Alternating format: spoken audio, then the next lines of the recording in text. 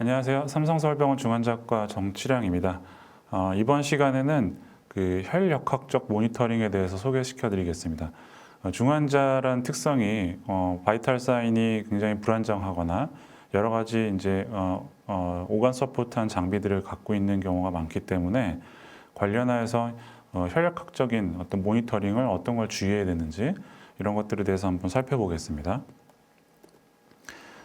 설명드릴 내용은 혈액학적 모니터링에 대한 개요와 비침수성, 침수성 혈압에 대한 측정 내용들, 그 다음에 혈액학에 영향을 미치는 약물들에 대해서 소개시켜 드리겠습니다. 혈액학이라는 것은 심혈관 내에서 발생하는 혈관 내에서의 압력이라든지 산소와 및 혈류를 설명하는 이제 통칭적 용어가 되겠고요. 이런 그 혈관의 용량이나 혈액량, 수축 효과 등에 대한 조직 관리에 대한 정량적인 정보를 제공하기 위해서 우리가 이런 기술을 침수적 또는 비침수적 기술을 사용해서 감시를 하는 것을 혈액학적 모니터링이라고 합니다.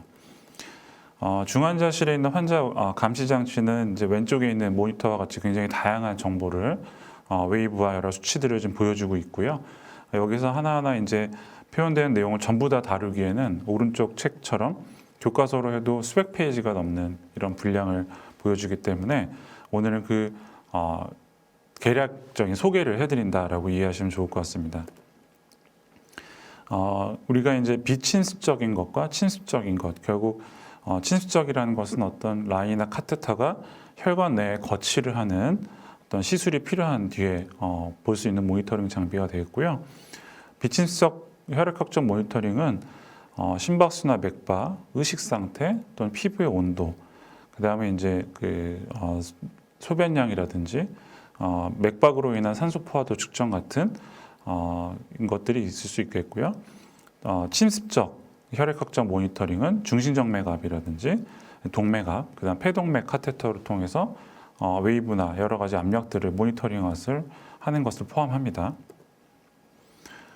다행히 중환자 재활에 관련된 여러 가지 이제 그 장비나 또는 혈액학적 상태에 따라서 리스크가 적은 상태라 재활을 편하게 시작할 수 있는지, 아니면 포텐셜한 리스크가 있기 때문에 잘 확인하고 시작을 해야 될지, 시작하기에는 굉장히 위험한 상황일지를 이렇게 색깔로 구분해서 발표한 내용이 있습니다.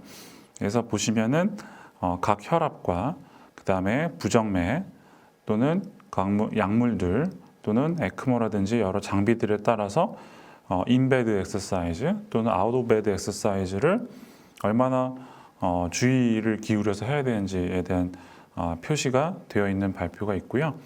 여기서 빨간색은 무조건 하지 말라라는 것은 아니고 위험할 수 있으니 전문가와 준비된 그 팀워크 안에서 시행해 볼 수 있다라는 내용을 되겠습니다.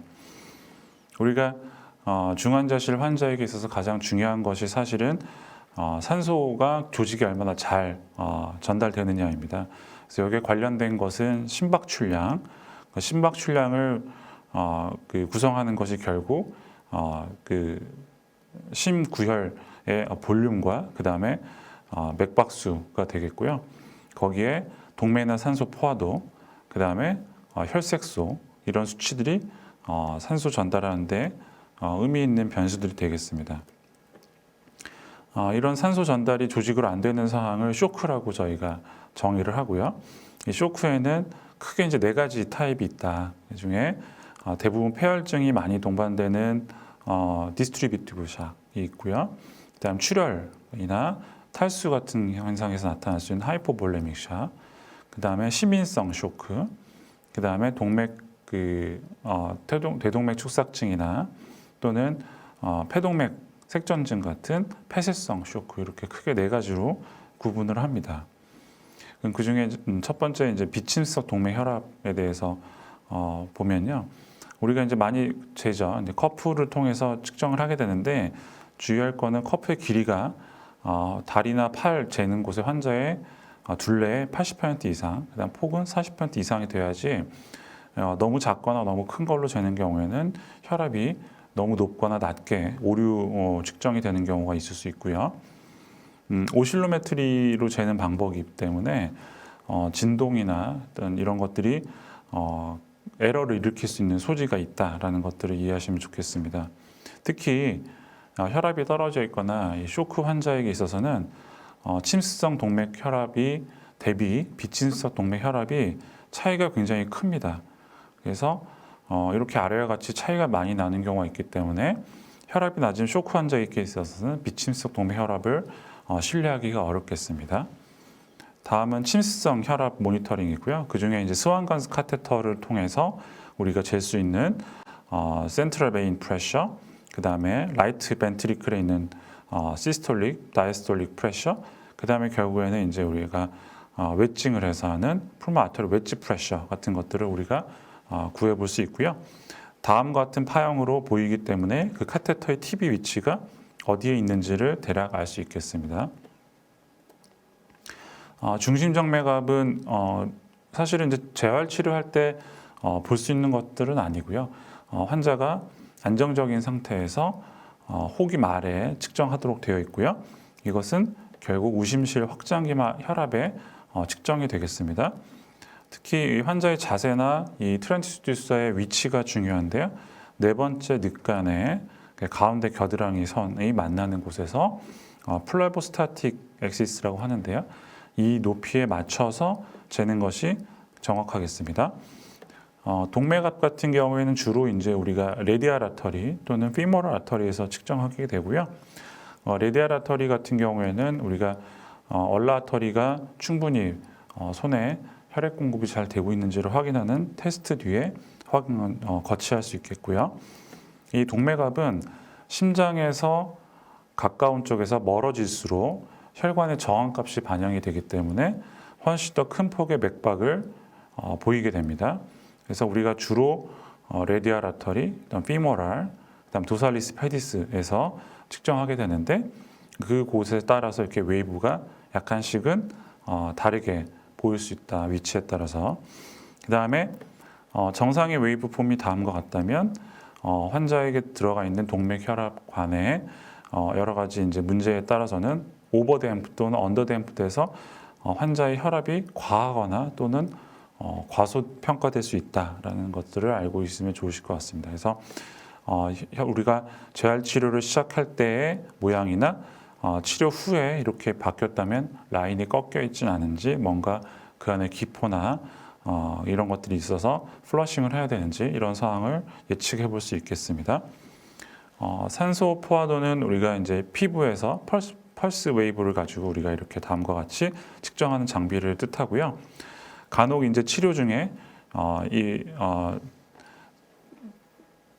이 시그널을 받는 그 테이프나 또는 이제 커프가 살짝 빠져 있거나 위치가 변경되어 있는 경우에 웨이브가 안 나오고 세츄레이션이 낮은 것처럼 오인될 수 있습니다. 그래서 적절히 위치가 잘 되어 있는지를 치료 전후에 모니터링이 필요할 때는 잘 봐야 될 것 같고요. 이 웨이브가 안 나온다고 심정지가 왔나 이렇게 이제 놀라는 경우들이 있는데 그럴 때는 아터리얼 웨이브나 EKG에서 나오는 펄스가 있는지를 같이 비교하면서 볼 수 있겠습니다. 마지막으로는 혈액학에 영향을 미치는 약물들에 대해서 소개를 시켜드리겠습니다. 베이조프레스, 아이노트롭스, 카테콜라민, 안티아리드믹 이렇게 이제 설명을 순차적으로 드릴 건데요.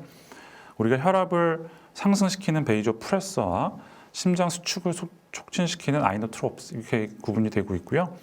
주로 페니레프린 같은 약물들은 혈관을 수축시키는 효과만 있고 심장에 영향은 거의 없는 반면에 밀리논이나 도부타민은 시스템 베스컬 레지스턴스에는 거의 영향이 없거나 약간 이완시키는 작용이 있고 주로 심장 수축을 시키는 약물 효과를 보이는 반면에 노에피네프린, 에피네프린, 도파민 같은 약물들은 용량에 따라서 심장 수축과 혈압 상승을 같이 영향을 주는 약물들이 되겠습니다.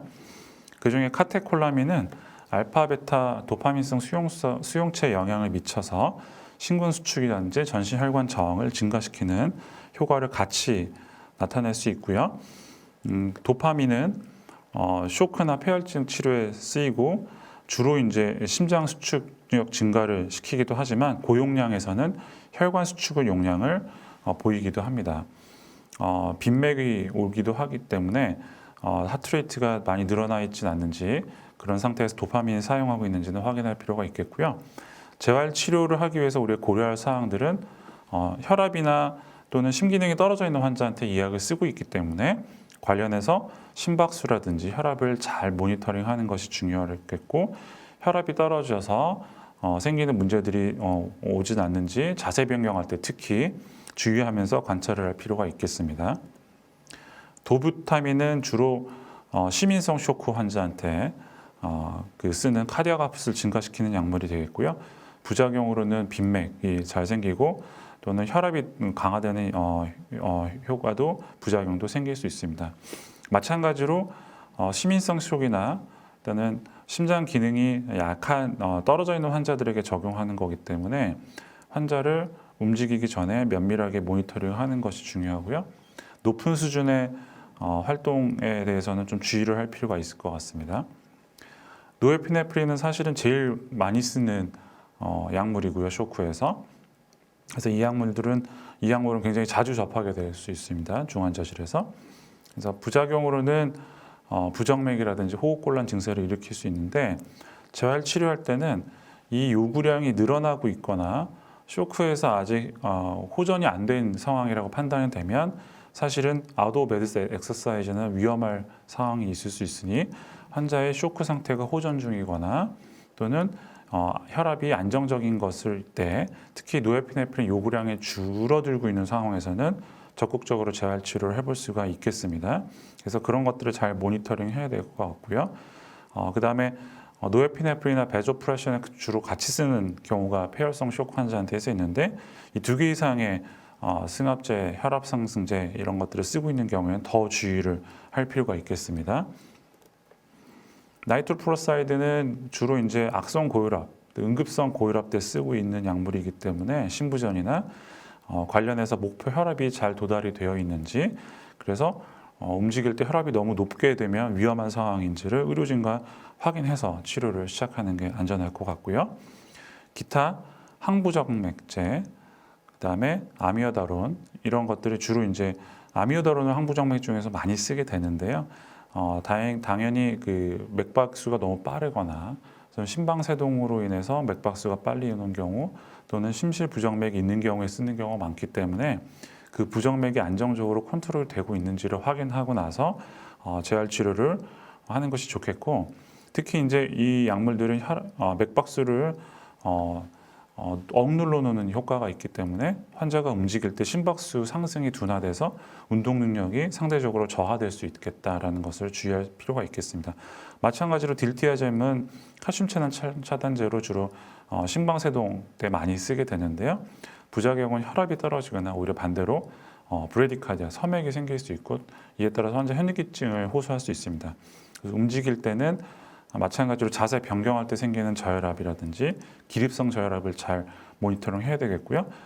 마찬가지로 맥박수가 상승되는 것을 우리 억누르고 있는 약물 중에 하나이기 때문에 이것도 어떤 운동의 내성에 대해서 감소가 생길 수 있겠다. 이런 내용들을 아실 필요가 있겠습니다.